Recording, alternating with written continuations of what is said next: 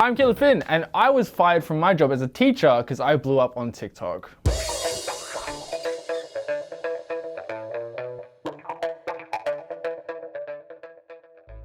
So before TikTok, I used to work in a daycare for about 4 years. And then after that, I worked in a primary school. I was in charge of about 60 kids a day, and I had to manage about 3 or 4 different staff on a daily basis. I was working 9 to 5 every single day at a primary school, like just a normal person. Me and my friends watched a TikTok cringe compilation. It was like a thing, it was blowing up on the internet and everyone was jumping on and just kind of making fun of all the cringe people. At that point, everyone was jumping on TikTok. So we made a bet and we said, whose video can get the most likes? They all made videos for like maybe a week, and then they kind of gave up. But mine were actually getting likes and follows, and I was like, wait, this is actually kind of cool. People are actually enjoying what I'm doing, and I got a lot out of it. Like it's like a creative kind of outlet to do like whatever you want. I found transitions, which is like camera tricks kind of thing, and I started doing those, and the likes just were coming in like crazy. Every video I did was just getting more and more and more, and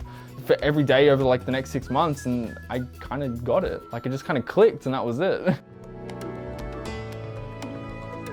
When I was first blowing up, I got really scared. It was scary, like, because I've never had that kind of pressure. I've never had that kind of audience. And like, at the time, hitting 1,000 was like, oh my God, I'm famous. When even at 1,000, I felt like there was like this obligation to kind of like keep producing content for these followers. Like they just wanted to keep watching. I was like, all right, I have to keep making videos. And I didn't tell anyone until I hit, I think it was like 100,000.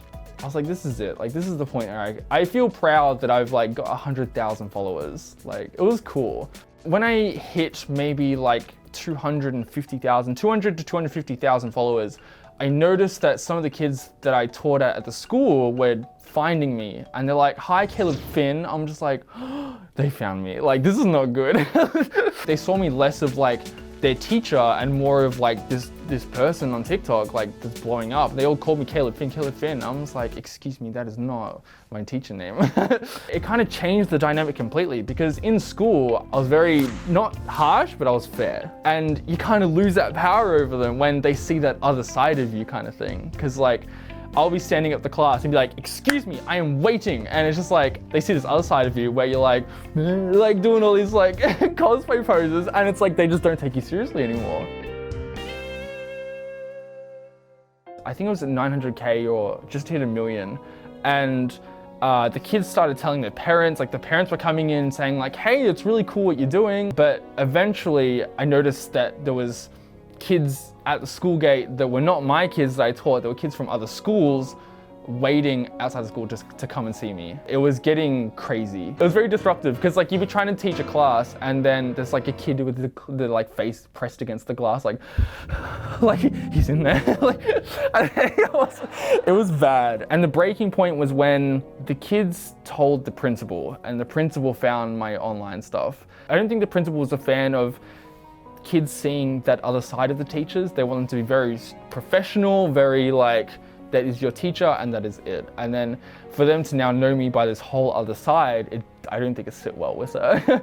So I finished up an afternoon shift, and I then got a call from my boss later that night, and she's like, hi, don't come into work tomorrow. I need to have a really long chat with you. I was like, oh my God, this is it. Like, there's something's happened. And I had no idea what was gonna happen. And she's like, yeah, the principal knows everything and she is not happy. She had been watching all of my stuff and she did not like it at all. So that was the last time I ever got to see the kids. I didn't get to say goodbye. I didn't get to do anything. It was kind of just, I was gone in an instant.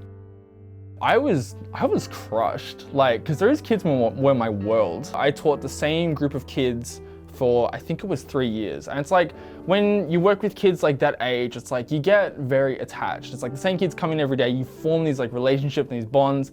They look forward to you coming in every day and you look forward to them coming in every day. And it's just like, it's a really nice thing that you have. And then to disappear out of nowhere and to just be like, just gone. And it's like these kids rely on you to be like their rock and they're like their safe place in the center. be that person that they can talk to about anything, and then to have that disappear. I got a lot of phone calls. Like, hi, when are you coming back? I was like, I'm not.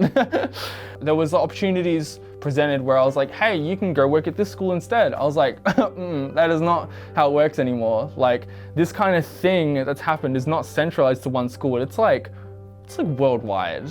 It's everywhere. I can't just move to another school and be a nobody. So that was the point where I decided, let's do this. Like, let's try and make this work. The jump from going from teacher to TikToker was the scariest thing I've ever done, because it was so unknown. I was like, I can't make a living just from TikTok, because at that time I wasn't really on other platforms. It was just TikTok, and it's like, you can't really make that much money from it, kind of thing. So I ran the numbers. I was like, I can do this. Like, this can work. And I told my parents, they were not happy. They're just like, no, you can't do that. Like, you need to be working like a normal job. And I said to them, I was like, I don't need to. I'm making enough to support myself by just being me and just expressing myself creatively. Like, I think the problem they had is that it wasn't a normal job. There was no normal hours, and I think that was really stuck in their head for a bit. And they see me now and they're like, oh yeah, like, no, you did the right thing by not listening. Like, they're extremely proud of what I've done now. It was a lot to take that leap, but it was so worth it.